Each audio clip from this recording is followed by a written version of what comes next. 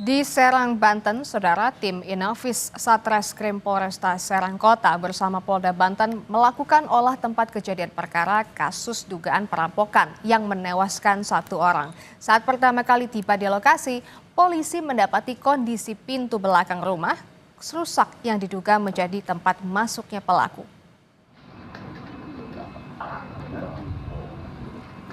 Proses olah TKP juga dihadiri pihak keluarga suami korban serta kuasa hukum.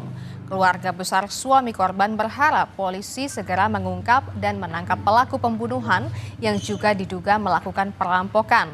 Sedangkan suami korban masih belum dapat dimintai keterangan karena kondisinya masih trauma.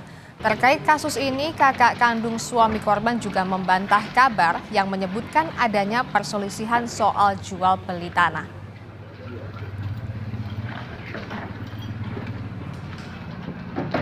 Kalau masalah jual beli tanah, setahu saya ya, adik saya bukan menjual tanah, malah membeli ya.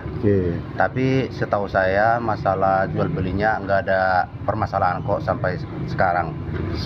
Jadi kalau masalah beli tanah, adapun berita-berita di media sosial yang kurang enak, kalau itu hoax.